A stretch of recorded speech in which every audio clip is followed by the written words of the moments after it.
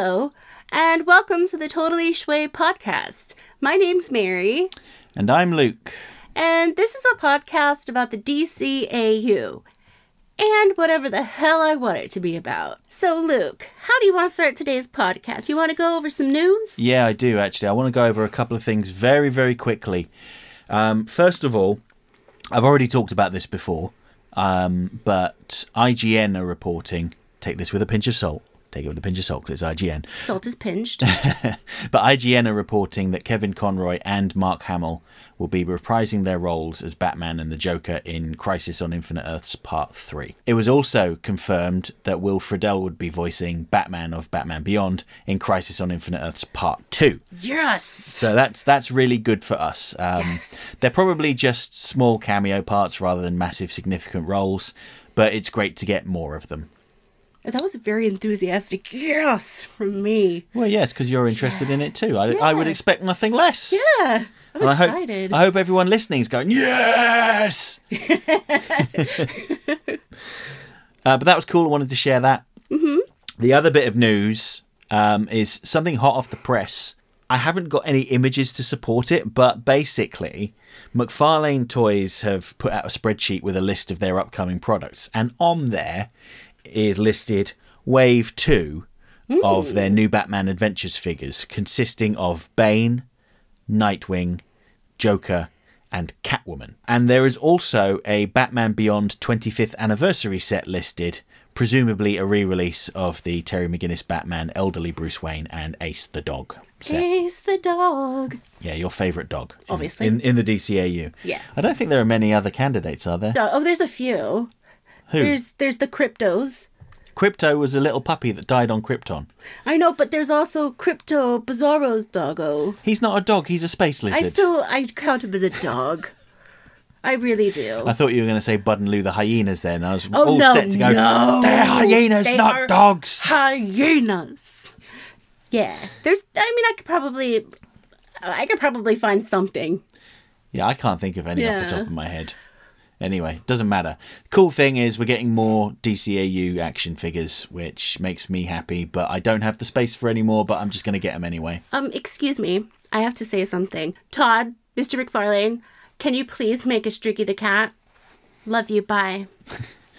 Well, he could do that. He could do Martian John Johns with windowsill set to sit on while he strokes the cat singing his little song from Comfort and Joy. Oh my goodness. Oh my god, it could be a jewelry box. Oh my god. I am available to hire if you'd like. I am. Okay, so moving on to our final little piece of news. I can say this one. Yeah, you can say this one. I know this news bit. So, we have made our own t-shirts. Yes, we have got some Totally Schway t-shirts and mugs and phone cases, etc. that can be bought through TeePublic. I'll include a link in the description below, but if you want to help support this podcast and show your affection and wear some Totally Schway stuff, and send us lots of pictures. Yeah, click of on you wearing the shirts. Yeah, click on the link. Go check out the TeePublic page. They've almost always got a sale on. I'm going to tell you something. I think the only reason that we made it is so I could have my own Totally Schway t-shirt. We have our own Totally Schway t-shirts, and I don't know, maybe I can edit in a picture later. Yeah, but don't feel like you guys have to do anything like that, because this is just something for fun. It's something that, we were able to do. I think, it's quite fun, and it's nice that I can wear my own shirt. Yep. Which is cool. And also, everyone in my family is now going to receive a Totally Schway t-shirt for Christmas this year. So I just recommend that if you do buy a t-shirt, get the tri-blend shirts, because they're very soft. And they wash well. Yeah, they do wash well. Yeah. So that's our sales pitch over. Yeah. Over. Again, please, please, please, please don't feel like you need to buy anything, because that's just something we've put out for fun. If you want to buy one of those shirts, great. But don't feel like we're saying you absolutely have to do that. I made it kind of a joke, but I really did just want to be able to wear my own t-shirt. But yeah, it's quite exciting. So now I think it's time to talk about the star of the show, Catwoman. Yeah, okay. So That was loud, sorry. Yeah, well, it's okay. But you picked this topic this time, Mary. So I did. Why did you want to talk about Catwoman? I really love Selina Kyle because she's classy, she's intelligent, she's an animal lover, she's against animal cruelty, and she sees animals the same way that I do, as they are our family members, essentially. And yeah. And there's also this little fun thing between,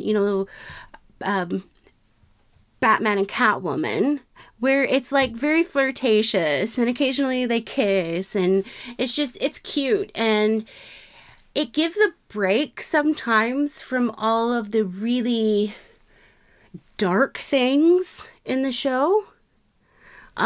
Especially in The Cat and the Claw, you get that kind of flirtatious vibe, I guess. And it's just, it feels nice to watch. Yeah, and there's something kind of amusing about the fact that Catwoman and Selina Kyle are besotted with Batman, but have no interest in Bruce Wayne. Mm-hmm. Whereas Batman has a little interest in Catwoman, but Bruce Wayne has a lot of interest in Selina Kyle. Yeah. Isn't that just the way life is, though? Yeah. Kind of sad, yes. So I can see the character of Selina Kyle just ruling the world alongside someone like Lex Luthor. You reckon? Yeah. And I say this for one reason in my head, and I'm going to try to make sense of it here.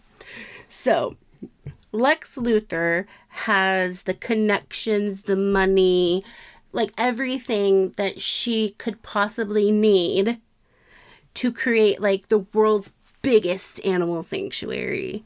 And la-di-da-di-da. Bruce Timm, if you're listening, hi, it's me again. And you want to, have, if you're hiring, I'm available to write this script for you. So you're saying that Catwoman would enter into a relationship not out of love, no, but because of what?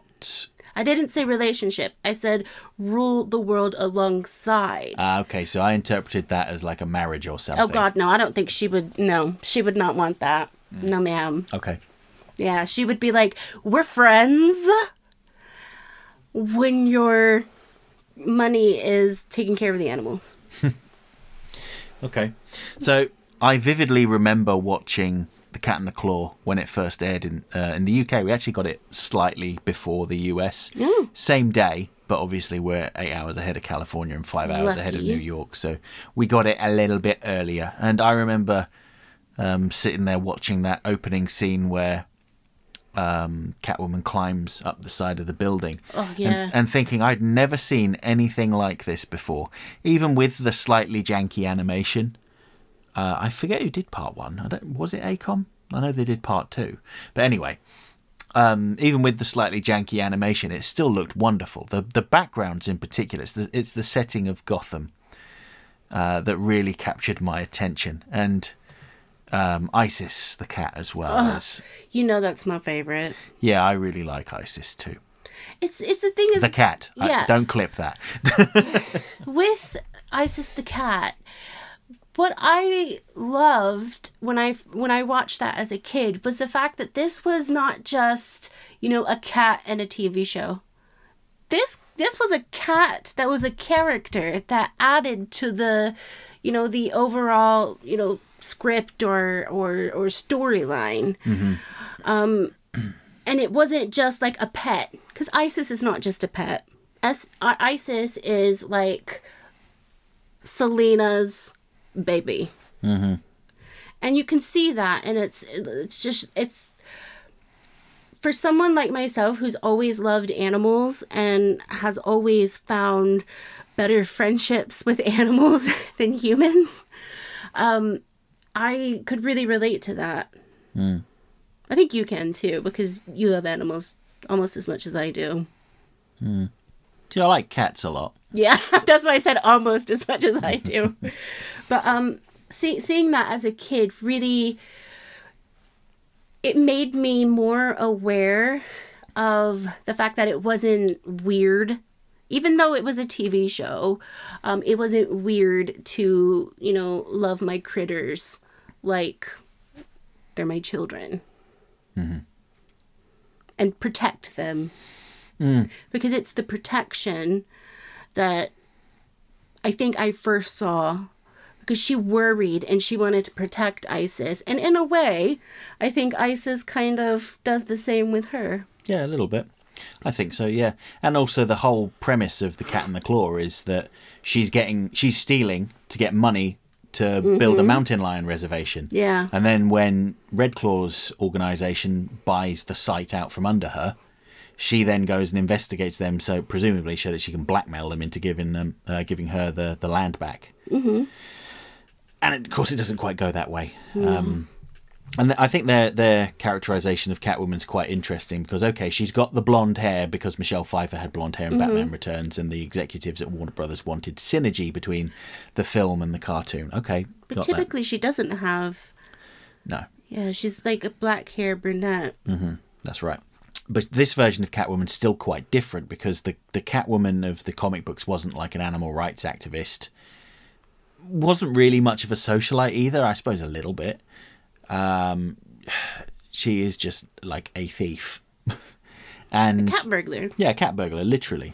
So our new cat burglar's a woman, as the woman? line goes. Yeah, I know. It was the 90s, what can you say? It was a weird time. Yeah. So I feel like the characterization of Catwoman in the show is quite unique, really playing up the love of animals.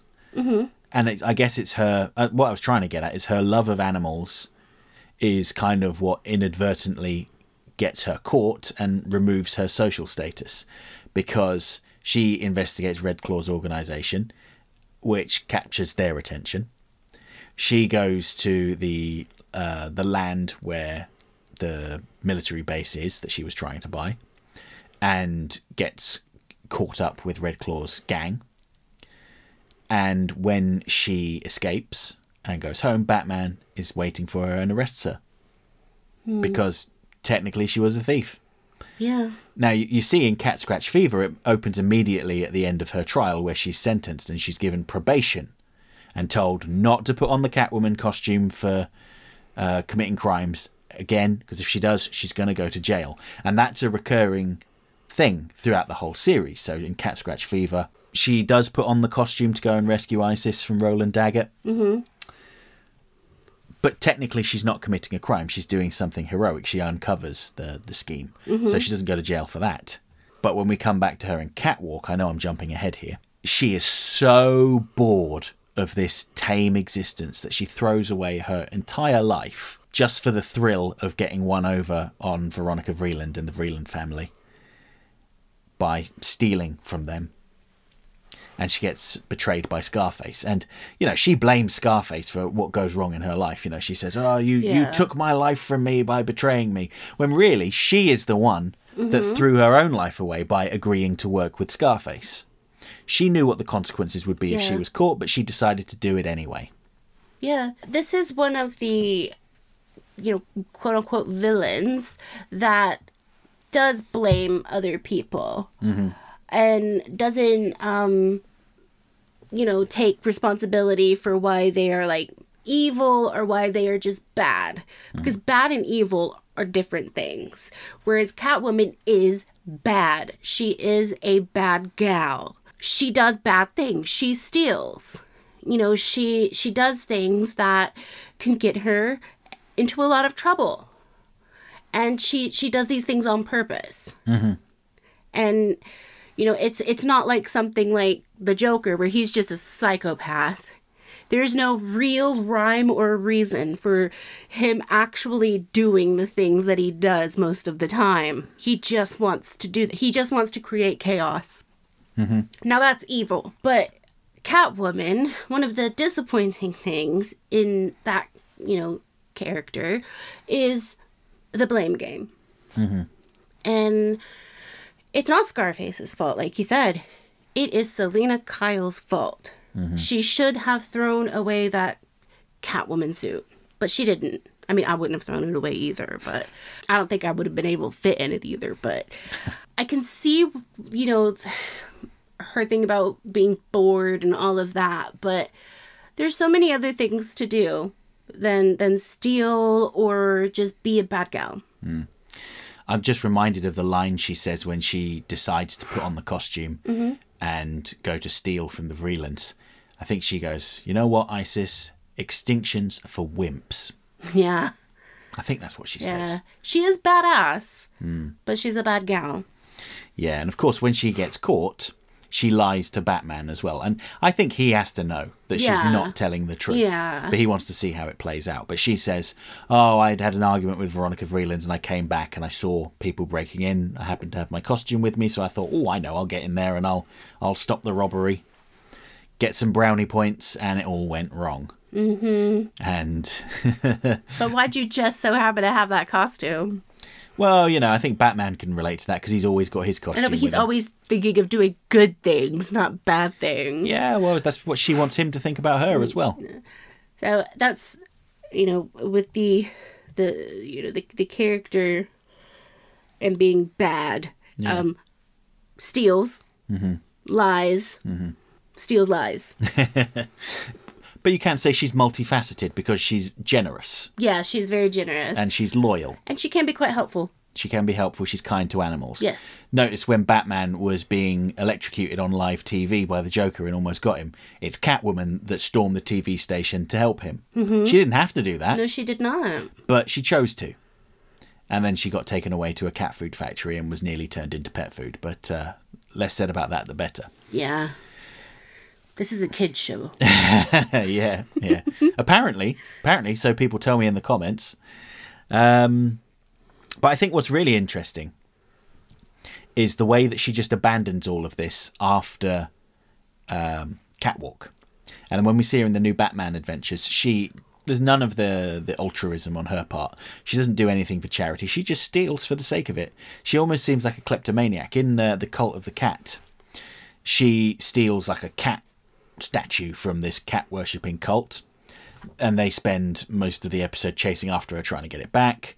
She's taken to their base of operations and she ends up pretending to join the cult only so that she can steal more from them. And when Batman turns up to rescue her, he finds her with like a comedy sack that she's putting like antique clocks and stuff in. He's like, I can't believe this, they've kidnapped you, you're pretending to go along with them, and now you're stealing from them again.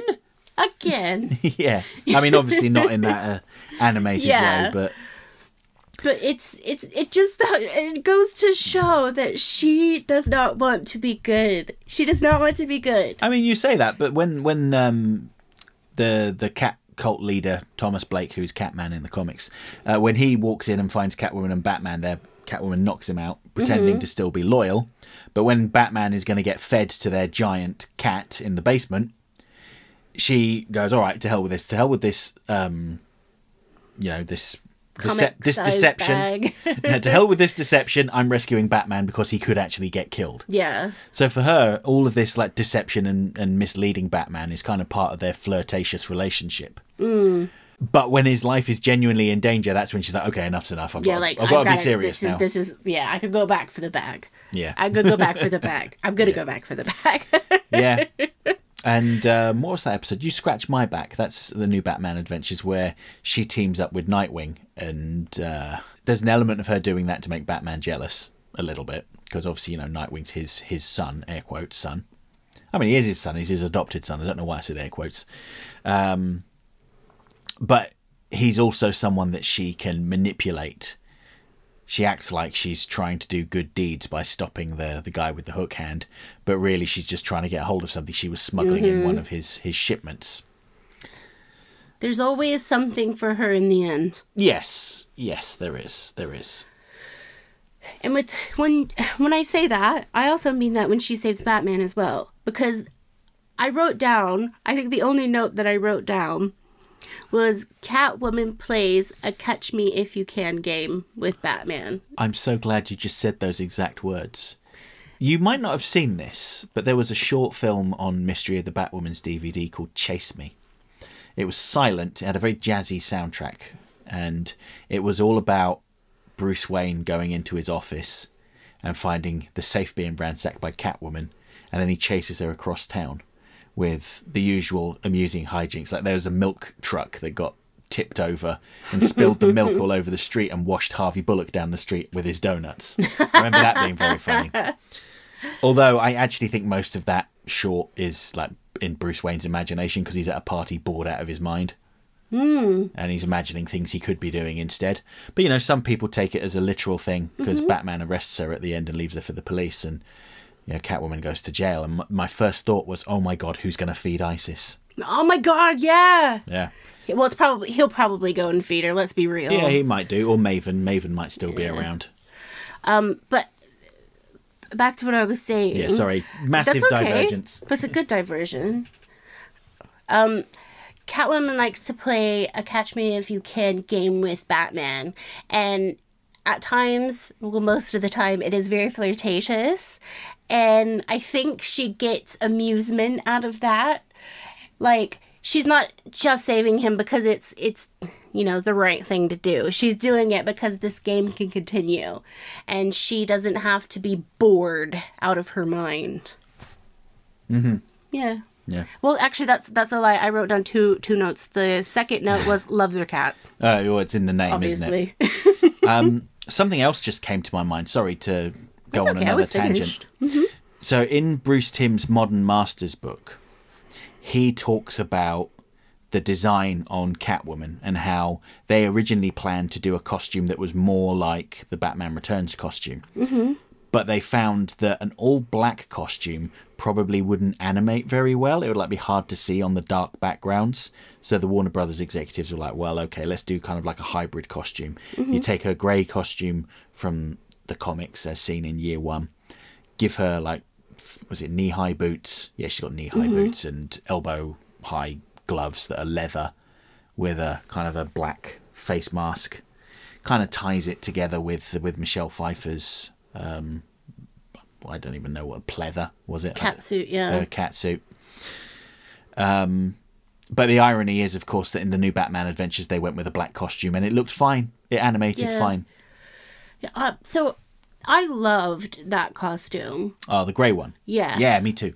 I loved that costume. Like, when I think of Catwoman, I think of that costume and the Batman Returns one. But when I'm thinking of Catwoman, it's most of the time it's that costume.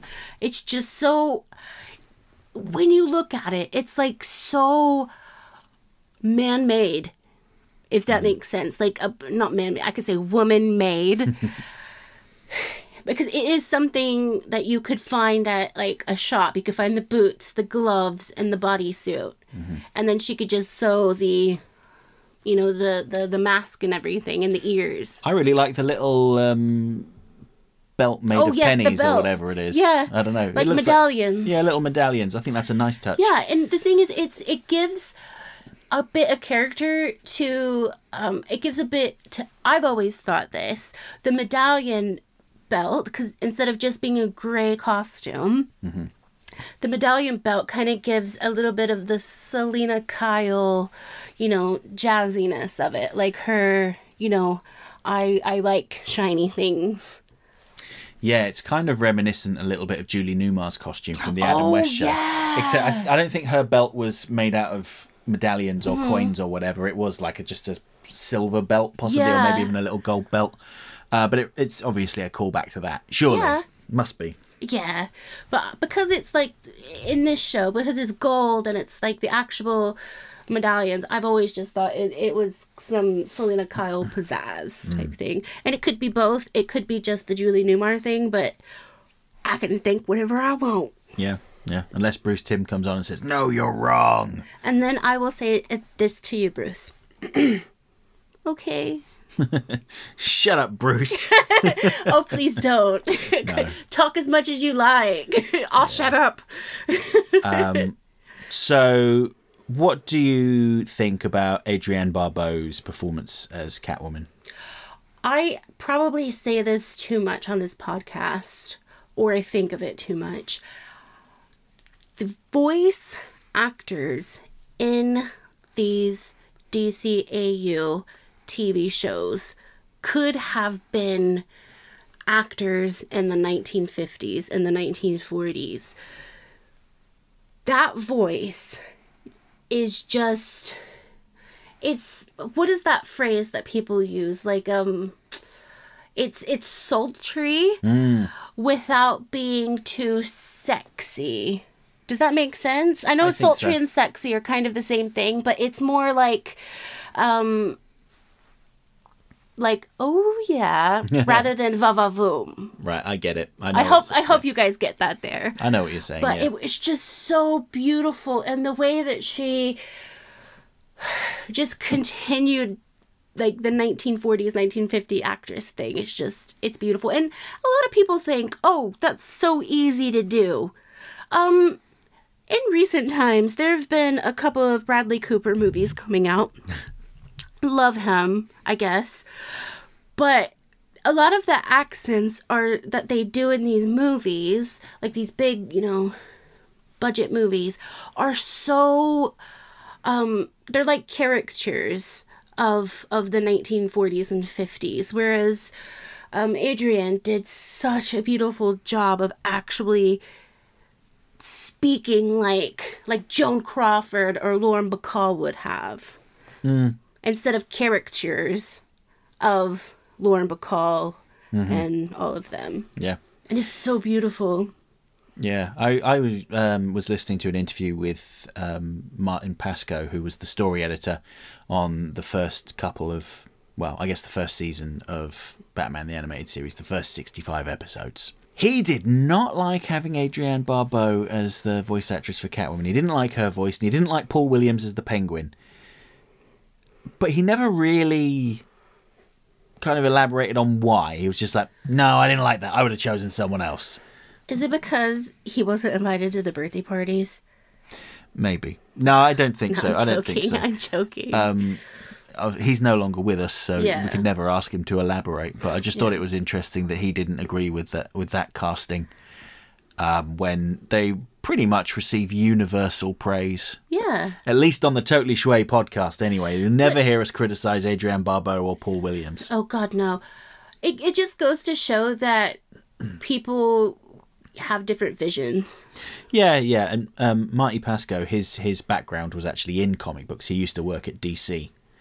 And something I learned recently, something Dan Reba told me, is that after he left animation, he left Batman to go work on Spider-Man, and then he left Spider-Man. Anyway, he ended up back at DC and was the liaison between DC and Warner Brothers Animation during the Justice League and Justice League Unlimited era. So it all kind of went full circle. It's very good for them, I have to imagine, to have a close former colleague on the other side at DC. Yeah. Not that DC ever seemingly treated them badly, I think. Particularly the Batman editors, like Denny O'Neil and the likes, they absolutely loved B-Test. They thought it was amazing. So they kind of got away with a lot of stuff that maybe other shows might not have. But anyway, that was another massive tangent on my part. I've derailed things massively. I apologise. What's your favourite episode? Probably Catwalk. We didn't mention Batgirl Returns, which is a very good one. Where, as the title suggests, Batgirl returns. What? Hot damn. So there's a jade cat statue that gets stolen from the museum at the university. And it looks like Catwoman's done it. Catwoman turns up on the scene to investigate because she's adamant that she did not do it. Well, you would think she would know. Yeah, she's like, I didn't do it. I want to know who's trying to frame me.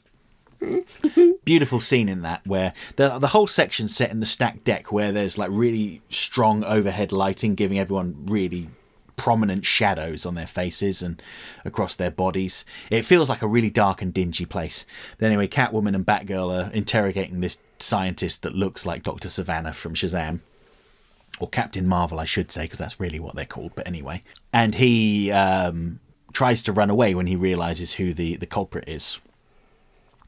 I love that scene. It's just so well lit. It's very well animated. Great fights. There's a dynamic motorbike chase with the cops after Batgirl and Catwoman on a motorbike. And wouldn't you know it, the thief is Roland Daggett, that scumbag. Loser. I know. We hate Roland Daggett. Ed Asner, though, is brilliant as Roland Daggett. Yeah, of course, but...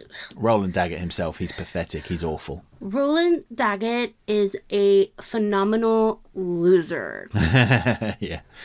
Yeah. And something just popped into my head. So, in The Dark Knight Rises, the businessman that's trying to take down Wayne Enterprises is John Daggett. I wonder why they didn't just call him Roland Daggett. Maybe they'd have to pay someone money if they did. I don't know.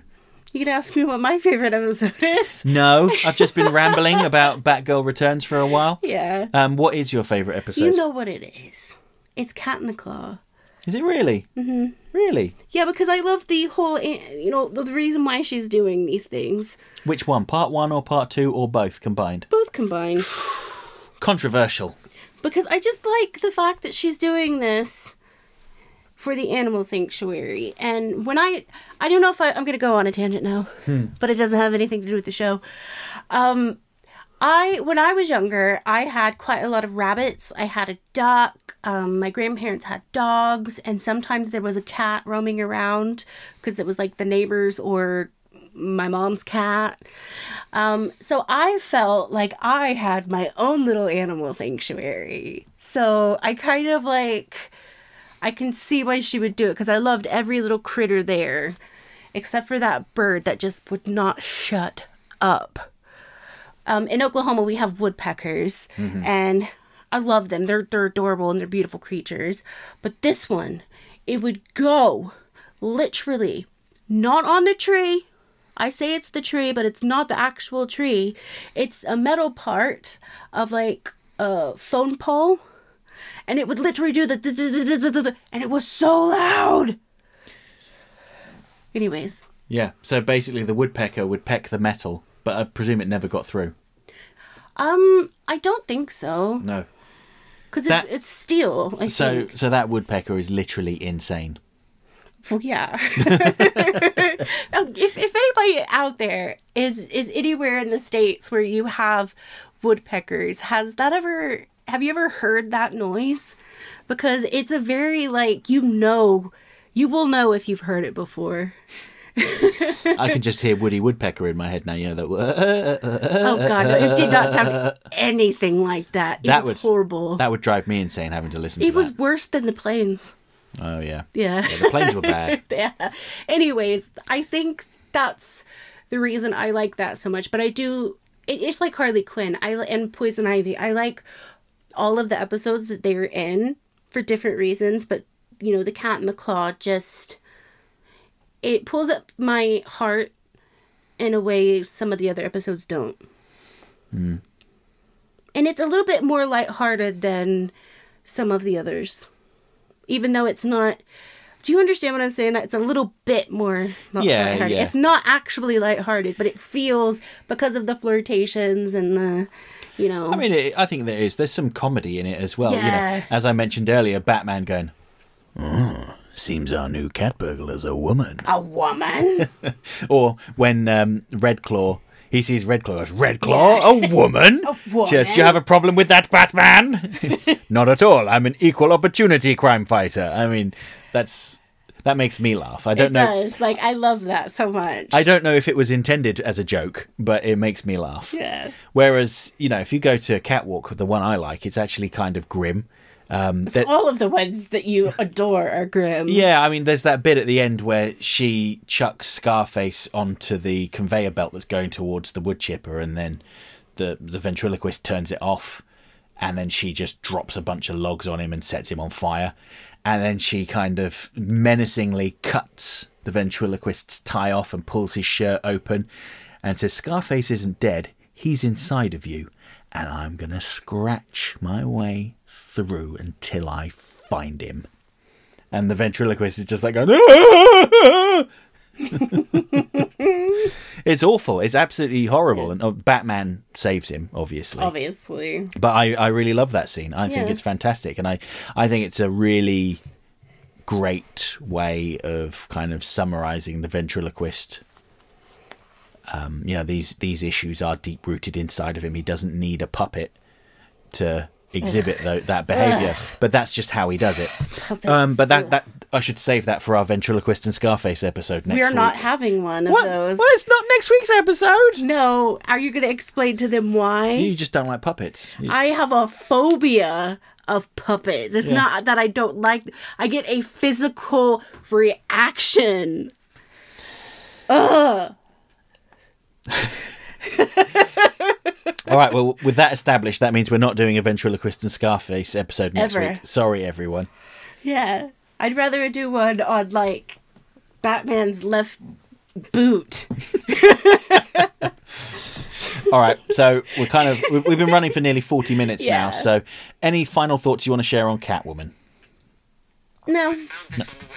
Oh, thank you, Siri. Thank you, Siri. That's fine. What did Siri find on the web about Catwoman? Oh, I closed it. Yeah. No, now I'll never know.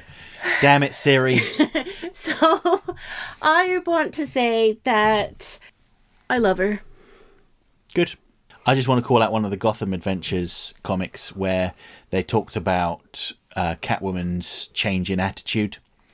She went from her grey costume to her black costume, blonde hair to black hair. And this was because she discovered that the company whose hair dye she was using to dye her hair blonde was testing on animals. And when she broke into the company and she found that all the horrible things they were doing to the cats in there completely broke her heart, tore her apart. So she kidnapped the owner of the company, this spoiled, rotten heiress woman. Loser. And she scratched her face up really bad to disfigure her after she kicked a cat when Batman rescued her. And Batman, I think he understands why Catwoman's done it, but he knows it's wrong. And he stands in front of that woman who's been harmed. And the way he looks at Catwoman, like the way he looks at proper criminals, rather than, he kind of looks at her with a little bit of affection, made it very clear to her that whatever relationship they had was over. And she kind of had a change of attitude, I suppose. And I remember thinking that comic was very good. And I hope that it gets re-released soon as part of a big omnibus collection of Gotham Adventures. I would even accept a compendium, one of the softback compendiums like the Batman Beyond one that just came out. I mentioned that because I know Big Mikey P would bring it up if I didn't. Big Mikey P, I'm waiting for his comment. He did comment. It's in there. I've got a comment. Good. I literally, I'm not even joking about that. I really look forward to Big Mikey P's comments. And Screen Wiper and RDP and Captain Alsis. And all these other people that listen and comment. They're not just people, they're my friends. Mary, have you just done a segue? I have. Okay. I'm glad you noticed. Not that I've been working on that for a week or two. Okay, so we're done talking about Catwoman. It's time to go on to comments from last time. Yes, sir.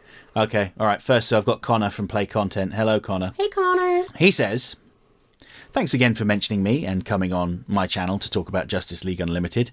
I'm thinking about doing a Justice League, not Unlimited, video soon. If you happen to want to do a similar segment, my team will be in touch. My team is literally just me. And by the time this podcast goes out, that video will have gone live because I just did it. It's fine. No problem. Luke's team is just Luke. Yeah, Gilgamesh thinks he's part of my team, but he got fired, okay? Yeah, Gilgamesh is a hindrance. I'm so tired of having to repurchase cords. Yeah, he chewed through one of my USB-C charge. No, several of them. I think he's chewed through at least 3 in the last couple of weeks. 3. Yeah, 3. Yeah. So he was fired, but he did get rehired this morning. He's shut out of the room at the moment, though. So to continue Connor's comment, Huntress and the Question are such a totally Schway pairing. There's hope for us all if we wear faceless masks and fedoras and become obsessed with conspiracy theories. Annoyingly, I only recently stopped doing all of that. I feel guilty even admitting this, but I think Terry and Ten would probably rank higher than Terry and Dana for me. Not because they're better together as such, just because I find it a bit more interesting. I'll just add, Luke, that one Michael Andre Palon did indeed comment on the channel mentioning you. Your request was honoured before it was officially made. Michael has a level of foresight not dissimilar to Batman's. P.S. Emperor's New Groove is great. You need to watch it. Oh, nearly swore. We haven't watched it yet. Mikey P wrote on his as well. Yeah. That's why we love Mikey P. Next comment, Zehanot10 says, Terry and Melanie had a more interesting relationship. Dana has no character beside Terry's girlfriend. Everybody's hating on Terry. Yeah. And Poor Dana. I thought she was nice. Me too. I feel like Grace should have appeared in more episodes than just the Two-Face two-parter. Yes, she should have, but at least she had a good outing in the comics. Defuxa Plays, another regular commenter. Hello, Defuxa. Hiyo. Question. Original Catwoman design or the redesign? Personally, out of a lot of the redesigns for Batman's villains, I really didn't like the one for Catwoman. What do you think, Mary? What's your favourite? The grey costume or the black one? Grey, obviously. Yeah. I mean, we touched upon this earlier, didn't we? But yeah, grey costume all the way. Yeah. And that's no slight on the people that did the redesigns, by the way. No, I still like the black one, but the grey one is just better. Yeah, I agree. I was having a conversation with someone recently that mentioned that one of the people that redesigned some of those characters gets a bit depressed when people get down on those redesigns, particularly the Joker. So let's all try not to be mean about the new Batman Adventures redesigns. It was 25 years ago. We need to get over it. I don't think there's anything wrong with them. It's just my preferences. Your preferences could be really different. But my That's Joker right. has eyes. Well, the new Batman Adventures Joker has eyes. He's just got inverted eyes. That's all. Pupils. Okay. I still love it. Next comment is from David Carney. Hello, David. Nice to see you again. Hi, Dave. The new Batman and Robin omnibus is released on my birthday. I know what I'm getting now. Oh, yeah. Yeah, that would be a great birthday present. I hope there's a nice thing coming out on my birthday. My birthday a couple of years ago, the Two-Face One Bad Day special was released. And not only did my copy turn up late, but it was folded in half by the delivery company. And I had bought the super rare 1 in 100 cover by Brian Bolland, and it was completely ruined. And I actually said to you, Mary, didn't I? I went, I am officially cursed. And I had to send it back to get a refund, which wasn't fun. But anyway, enough about me and why I don't like birthdays. David Carney also says, my top 5 couples of the DCAU are, number 1, Bruce Wayne and Andrea Beaumont. Number 2, Clark Kent and Lois Lane. Yes! Number 3, Oliver Queen and Dinah Lance. Oh, yeah. Number 4, Hawkgirl and Green Lantern. Yes. 5, Harvey Dent and Grace. There was a lot of crossover with what we said. Mm-hmm. Makes me feel validated. The only time I'll ever be validated. One of the best Lois and Clark relationships is Superman and Lois. Thanks for the shout out. You're welcome. Zemox. Hello, Zemox. You're back again. How are you doing? I hope you two had a lovely Valentine's Day. You know what? It feels like it was so long ago. I can't actually remember. Can we tell them how we celebrated? I can't remember. So on Valentine's Day, we were both asleep by 8:30, and it was the best Valentine's Day ever. Because I had donuts and lots of sleep. Continuing the comment, the Question and Huntress were a great couple and their chemistry was fun to watch. I wish those two got a spin-off. Yeah, that would have been cool. Mm-hmm. John and Shayera were great together and I love the build-up to their relationship. The moment they kissed was amazing. When John told Shayera he wanted to stay with Vixen, it was heartbreaking, but now I'm older, I understand why he made his decision. I hate the Suicide Squad game. I know that no one knew that Kevin was going to die before the game was released, but the way Batman was treated in the game was insulting and the tribute at the end was a joke. That's just my opinion. For the Catwoman video, I have this question. If Selina appeared in Batman Beyond, what do you think her reaction would be if she met Terry as the new Batman? And how do you think Bruce would react if he saw Selina? Let's just say that she would have been a cougar for him. Yeah, she might have done. She may very well have done. She would have been. I think by this point, old man Bruce would be wise to her tricks and he'd put up like a stone wall to her emotionally. He'd just be like, go away, Selina. You can't fool me. Scat. The Phantasm says, so since Luke mentioned Grace Lamont, I wanted to ask what your thoughts are on the character of Gilda Dent. And I would say, what character? That's my answer. Harsh. I look, The Long Halloween is an okay comic. I enjoy Tim Sale's art. It's probably the best thing Jeff Loeb's ever written, but Gilda Dent is just a nothing in that. And the animated film of The Long Halloween gives Gilda a lot more character. I actually prefer the animated version to the original comic. That might be controversial. I don't know. I don't really keep up with other people's opinions on it. But yeah, that's basically what I think of the character of Gilda Dent. Gilda don't. Continuing Phantasm's comment, small note, I had actually written this comment for your video about the ladies of the DCAU, but considering that the subject of today's podcast is about DCAU Catwoman, I thought I should probably save it for this video. As much as I love BTAS, I've never really cared for their version of Catwoman. I never felt like they got her personality right, and while Adrienne Barbeau did a good job, her portrayal doesn't really come to mind when I think of definitive Catwoman portrayals. Her criminal activities were too toned down significantly and focused too heavily on the wrong aspect of Catwoman's character, which is her ecological agenda and her obsession with protecting wildlife habitats. We didn't get enough of the iconic cat burglar aspect of the character. Catwoman's supposed to be fun and flirty and energetic with a slightly skewed moral compass. Or at least that's how the character's portrayal was starting to become more prominently known for during the time that the show was being made. In addition to that, I really didn't like the part of her being attracted to Batman but not Bruce Wayne, because quite frankly, even much earlier on in the comics, Selina was always interested in both Bruce and Batman. Also, unless it's Michelle Pfeiffer, I never really want to see Catwoman with blonde hair. Really great it was retconned that she was just dyeing her hair blonde.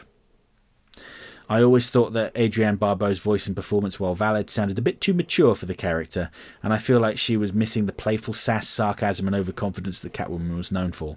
I think her characterization of Adrienne Barbeau's performance was more refined by the last season and also in the new Batman adventures. It's a bit unfortunate that my favourite appearance of Catwoman in the DCAU is the short film Chase Me, in which the characters never speak.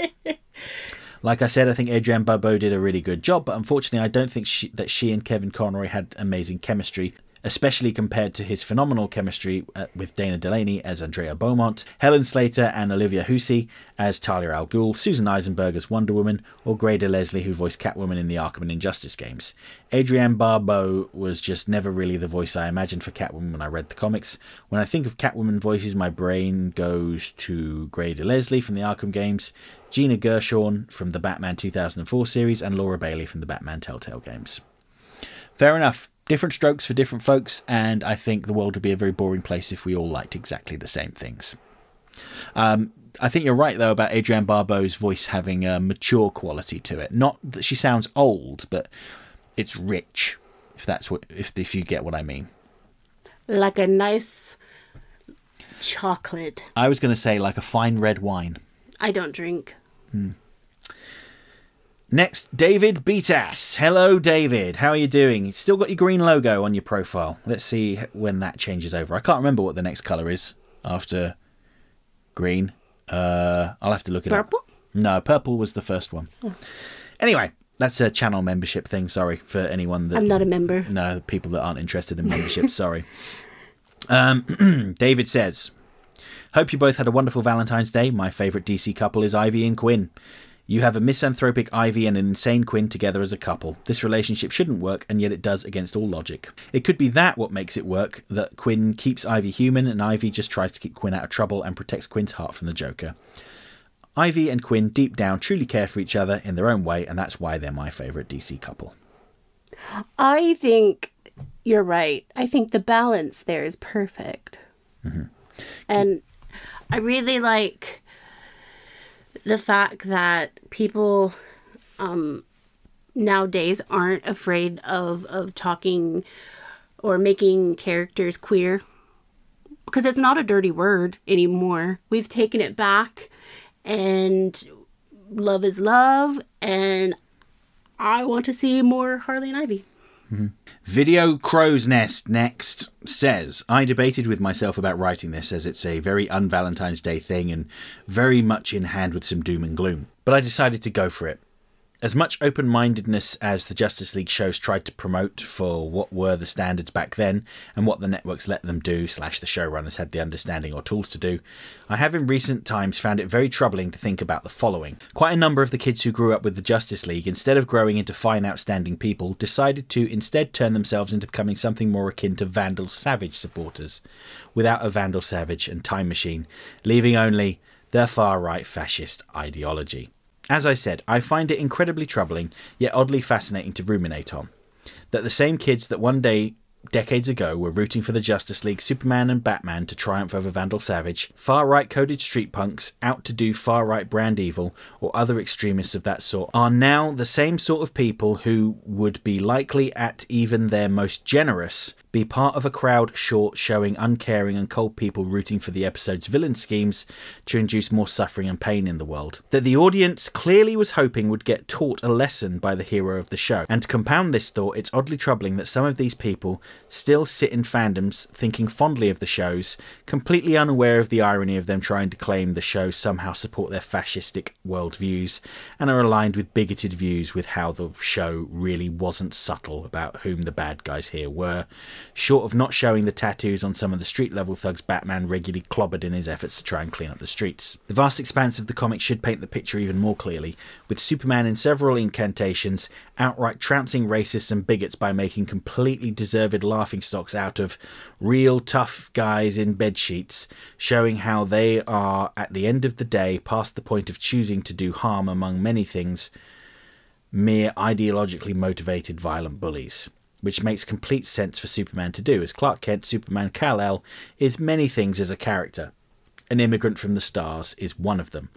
I wonder what part of the bad guys' roles became so appealing a few decades down that many wanted to be those exact thugs, or the crowd of cold onlookers, rather than learning to, despite adversity, to aim, to be kind, and to do what good they can. Difficult as it might be, identifying that, no matter the cards dealt, that they do indeed have a choice in how they choose to treat the people in their lives around them. Though I suppose, as I pay lip service to epilogue here, that Amanda Waller did mention that one could also choose to not do that. Cruelty in itself is a choice, made over a passive state of being after all. I think more people should remember that.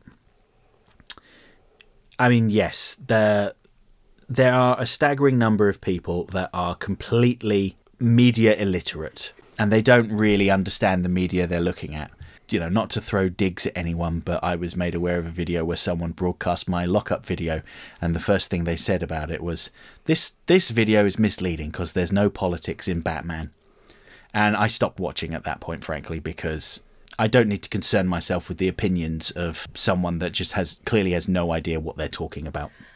I am proud of the political choices I have made in my life, and I have to probably thank a great deal to Batman the Animated Series and Justice League, because it really shows that yes, these are aliens and superheroes, but they're all fighting for the same thing: peace. And they're fighting for the people.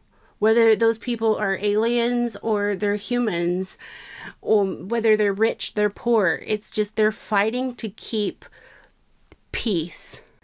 I mean, I think one of the reasons I love so many people in this world, as in not in a romantic way, but just in general, just want to see the world and everything, is because of this, because the superheroes of this show never went to another place with a negative attitude about it. It was always, we're going to go help these people. We're going to go help these people. Not, oh, we're going to take this away from people. We're going to make them believe the things that we believe in. And just to kind of finish this off, because I know we've dwelled on this for a little bit too long, perhaps, but I am incensed by YouTube promoting videos about people complaining that X-Men 97 is woke. Like, yes, X-Men is woke, and it has been ever since it was created. Well done for finally noticing, you numbskull. I mean, if you've ever watched X-Men, any of the X-Men renditions, whether it's live actions or animated, woke down the house. That whole first season about the mutant virus was an analogy for the AIDS virus, for God's sake. Larry Houston, one of the main architects of X-Men, is a gay man. Like, oh my God. Beautiful. I'm going to get into a rant about this now, so I'm going to... Why don't you save it for a video? Yeah, maybe I will do an X-Men video. Let me know if you want me to do an X-Men video pointing out how X-Men the Animated Series was massively woke, and if you didn't notice it, the problem is with you, not with X-Men. And that's why I married my husband. Oh, I know. I get irrationally angry about these kind of things. Because it's things like this that make the world a darker place when people just can't get on with it. Like, when I say get on with it, if you know somebody that is gay and you don't like it, don't talk to them. Give me their number so I can be friends with them and we can spread the word of my Lord and Savior Alan Cumming. I thought you were going to say RuPaul. No, I was gonna say like Nightcrawler, but I was like, no, I'm gonna say his actual name. Yeah, but don't be an asshole. Like, get on with it. Like, what in the grand scheme of things, if you don't like something in this world, spread your negativity somewhere else because we don't give a damn. I mean, we do give a damn, but we don't give a damn about you. So on that note, let's move over to our comment from Michael Andre Palon, Big Mikey Mikey P. P. Says, does the Batman and Robin Adventures omnibus have some writer's commentary on storylines that never came to pass, like the one about how Anarchy from the Batman Adventures issue 31 came to be in Gotham City and why Robin has beef with him? No, I don't think it does. We'll have to wait and see, but I don't think they're doing any like commentary or anything like that. Not a huge fan of Family Guy, The Cleveland Show, and American Dad, but I will check the rest of that other channel eventually. My subscription list is loaded, all things considered. Mine too. He says, so Tamagotchi is a gender expression now? Why not? What? We made a joke about, you mentioned Tamagotchis. Oh, I love Tamagotchis. Wait, so there's actually a sequel to Two-Timer featuring Grace again. Which comic and what issue? So it was Batman and Robin Adventures. I think it was 22. But it might have... Yeah, it was 22. I'm pretty certain it was 22. It's less of a sequel to Two-Timer, but it's just the next time that Grace... Or I should say the final time that Grace turns up. In a nutshell, Mary, the fandom needs micro-series anthology. Think Star Wars Clone Wars 2003, and that's also a cartoon I love so much I don't mind just hearing it while busy, that fleshes out the minor yet very important parts of the DCAU. Lex Luthor missing Superman in Hereafter, which was part of pre-Unlimited Justice League Season 2, does bring into mind him being harshly denied from trolling Supes via becoming a presidential candidate with Cadmus later on. On a side note, hope Rubber Band Man wasn't cured of his powers come Static's endgame. You could understand why you're not into the show, Mary, for a similar experience goes for me not being into Cartoon Network's Ed, and Eddy. I never watched that either. Oh, I did not like that. You two and others haven't finished Suicide Squad Kill the Justice League yet, though, for the DLCs haven't been released yet. You know how games work nowadays, since they're not going to be fully finished until they get a definitive edition or some similar package. I'm gonna say something. I have finished the game now. Well, Mikey's saying you haven't because you haven't played the Joker content. Oh, yeah. But for what we have now, I have finished it. It's okay, all right? It's okay. But I cannot play multiplayer. Yeah, they've still got some issues with matchmaking, which is a bit sucky. I quite enjoy playing as Deadshot, and for the end game, I've platinumed it now, by the way, but for the end game, I would just go and do the I've forgotten what the missions are called, those final end game missions. I'd play through a couple of those while listening to a podcast, and it was just nice to fly around and shoot stuff. And... It's enjoyable to play, but the whole point of me actually playing it was to play with to play alongside Luke. Which we did for most of it. Yeah, but now that I can't do that, I'm just like, I have to do it by myself. So, yeah, I will do it by myself. Continue. I personally think Suicide Squad Kill the Justice League is set on a parallel universe where Arkham Origins and the Assault on Arkham movie never even happened. Reminds me of how I and other gamers treat Max Payne 3 as an alternate universe sequel set on a bad ending. The opposite of the good ending that can only be done if the game was finished on the hardest difficulty, mind you, of Max Payne 2, The Fall of Max Payne. Either way, such fanon perceptions do help make the game feel better and stay reconciled. Arkham vs. Riddler is no near perfect iteration, but golly, that fellow is right when saying that Wally Winger has quite a definitive voice for the guy. Comic books and manga are always an almost indigestible rabbit hole, henceforth why we have independent continuities based on certain comic book plotlines plus anime adaptations to make things easier, especially for international demographics. I pass on Premium, Mary. Can't remember what that was in reference to. Oh, YouTube Premium, wasn't it? Yeah, okay. Speaking of the real Ghostbusters, I highly recommend Season 1 and 2, the Season 3 episode The Grundle, Season 5's The Ghostbusters Live from Al Capone's Tomb, and The Halloween Door, and Season 6 Russian About, The Haunting of Heck House, and Janine, You've Changed. After that, the sequel series Extreme Ghostbusters should be a time-skip-style treat, not unlike how Batman Beyond is to the rest of the DCAU. Can we have a Goliath so to balance out the two Davids supporting this channel? Michael, it's you. You are the Goliath. Davids. Yeah, like David Huber and David Carney. Okay. 2 Davids. You could be Goliath. Yeah, you are now Goliath. Looking up the character of Diana Allers, why didn't they just bring back Emily Wong from the first game? One does not simply live solely on DCAU women empowerment. Ha ha ha. No Man Can Stop Us brings into mind Eowyn and Merry successfully bringing down the Witch King of Angmar because, well, one's a woman and the other's a hobbit, not a real human. Yes, I have to think that was a very conscious nod. TV Trope says this better, but in a nutshell, it's a lesser take on Word of God by way of one of the makers of a work of fiction saying some trivia that should fit in the canon of it, and yet feels small enough that it feels like it's not worth heeding. Surprised that didn't lead to any reaction even from the comments, no matter the truth there. Yes, Arnold cross Helga does take a lot of time, effort, and some stress balls to grip. Better love story than Twilight, Star versus the Forces of Evil, all things considered. Again, an unhesitatingly recommended Futurama season 1 to 4. Mikey P, I love you.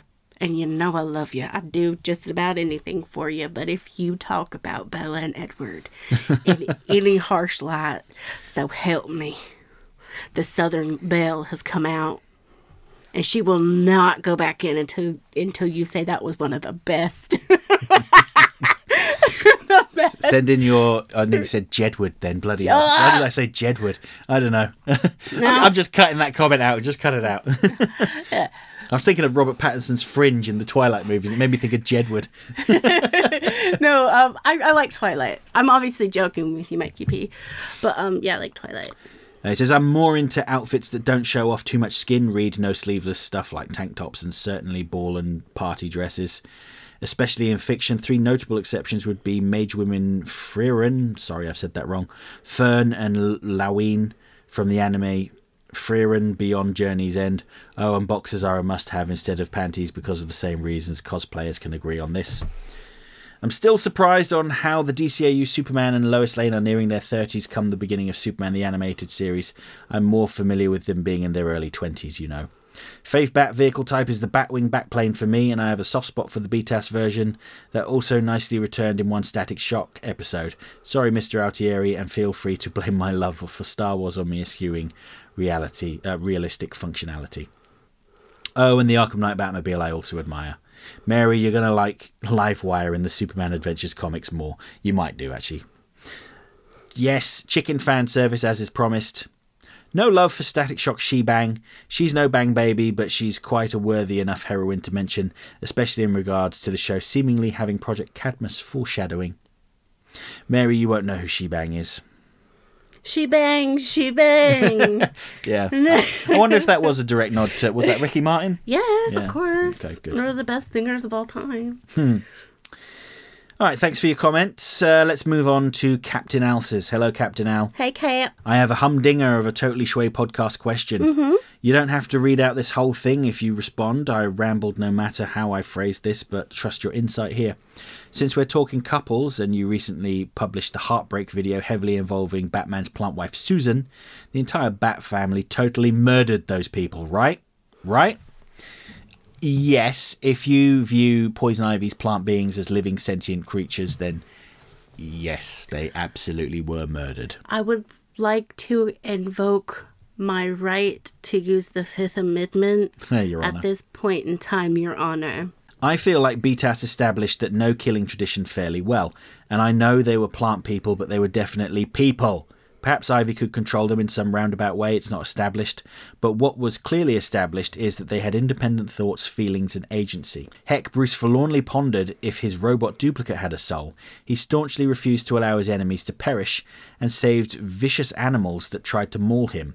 Then Tim melts a man to death as he screams bloody murder. Susan's presumed fate beneath the ocean is unspeakably cruel, yet Bruce is like stone.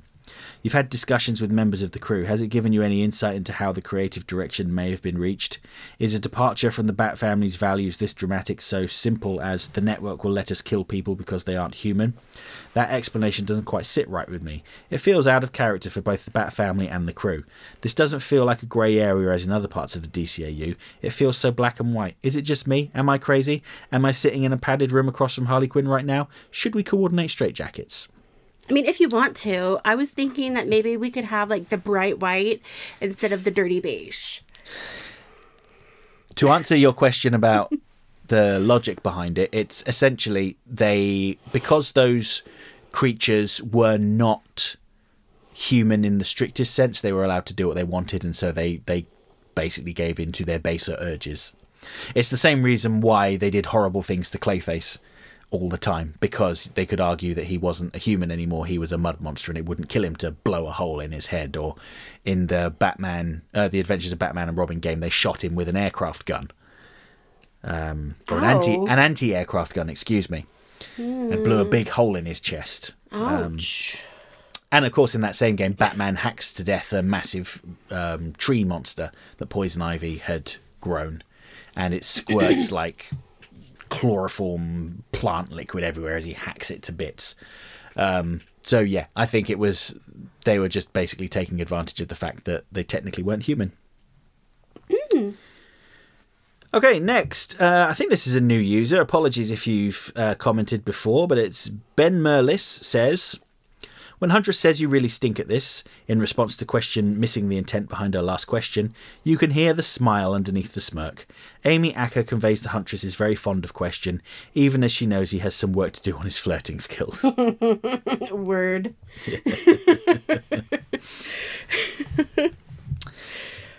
Okay, so we've got R083RT, hello, who says, hey, just here to say I've recently decided to watch the 90s Spawn animated series after you had discussed it in a previous podcast, and I must say it's a damn good show. It definitely feels like a hidden gem, at least from my perspective. Do you want to know something? I don't know if I mentioned this when we talked about that, but I was very young when that came out, and I still watched it. Yeah. Yeah, I think I must have been about 12 when it came out, and my brother got it on VHS, or the big chunk of the first season anyway. Might have been the whole first season. And without wanting to spoil things for you, I think it kind of lost its way a little bit in, I think, probably the third season. Yeah. I was listening to an interview with Brad Rader, my pal Brad Rader, I'm proud to say, and he actually directed a couple of episodes of season 3 of Spawn, and he was saying that there had been some major creative differences with the previous team, and he and Frank Parr were called in to just kind of steer the ship straight to the end. And he said that the entire crew were massively demoralised, and he really struggled with them, which is sad to hear. Yeah, because it could have ended so... I mean, it's not terrible, but it could have ended in a different, like... Well, it ends on a cliffhanger, doesn't it? Bing. It ends on a cliffhanger, and it will never be resolved. And they did diverge from the comics quite a bit. I don't want to spoil it for anyone that hasn't seen it. I know it's an old show, but you probably should watch it. Anyway, let's move on to the last comment from Screen Wiper. Yes! Screen Wiper! Screen Wiper, in reference to the Blue the Chicken update we shared last time, says... Yeah. To the audience, those photos are of Blue shortly after moving, just after Easter, hunting the woodlice that used to plague my garage. For me and Blue giving a speech to the new hens, Betty, Wilma and Pebbles, on their first day after being rescued, telling them I'm their new dad and she's their new mum. The co-parenting has gone well. They're much fluffier and healthier now and have learnt their training, so are mostly well behaved, though Wilma is starting to get a bit pompous and gotten a naughty habit of pulling feathers out of Betty and Pebbles' behinds. Apparently they used to do it to her all the time, and now she's having her revenge. She dared try to take one of Blue's feathers this week. Didn't come out, but Blue did give her a bollocking. Serves her right. And his final remark is that Mary and Luke are my favourite DC couple. Oh my gosh! If only.